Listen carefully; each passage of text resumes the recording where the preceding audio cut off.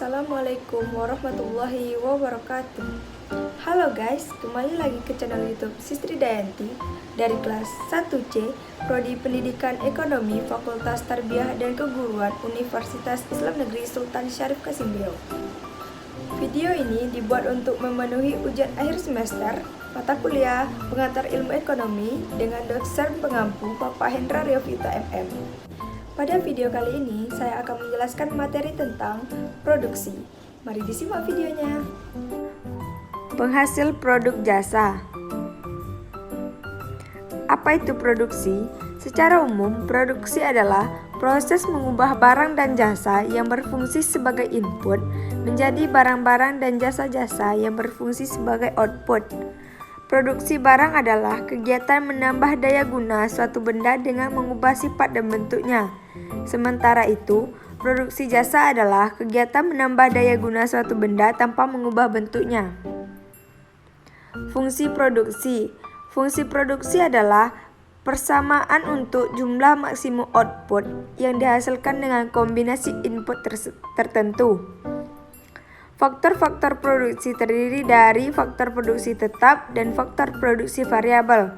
Makin besar tingkat produksi, makin banyak faktor produksi variabel yang digunakan. Periode produksi dibagi menjadi dua bagian, yaitu fungsi produksi jangka pendek dan fungsi produksi jangka panjang. Proses produksi. Proses produksi adalah kumpulan kegiatan yang menggunakan peralatan untuk mengolah input menjadi output barang atau jasa yang dapat dijual kepada pelanggan untuk mendapatkan keuntungan. Proses produksi meliputi yang pertama, proses extracted, yang kedua, proses fabrikasi, yang ketiga, proses analitik, yang keempat, proses sintetik, yang kelima, proses perakitan, yang keenam, proses penciptaan jasa-jasa. Jasa-jasa administrasi. Metode proses produksi, yang pertama secara besar atau batch production, yang kedua secara terus-menerus, yang ketiga pada masa atau satu produk, empat pada masa banyak atau multi produk. Jenis proses produksi adalah yang pertama proses produksi yang kontinu.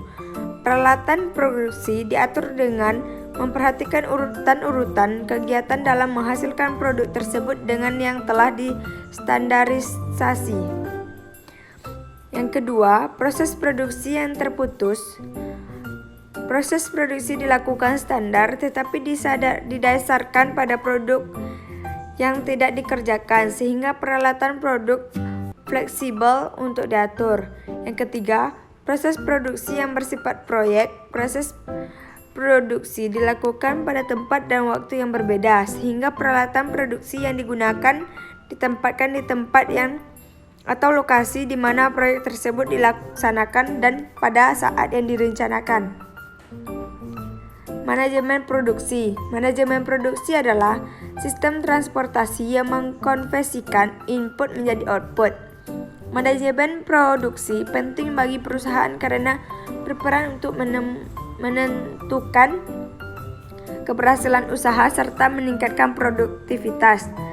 Manajemen produksi bertugas untuk merancang sistem produksi, mengoperasikan suatu sistem produksi untuk memenuhi persyaratan produk yang ditentukan. Baiklah, sekian video yang dapat saya jelaskan. Semoga bermanfaat bagi kita semua. Lebih dan kurang saya mohon maaf. Wabillahi taufiq wal hidayah. Wassalamualaikum warahmatullahi wabarakatuh.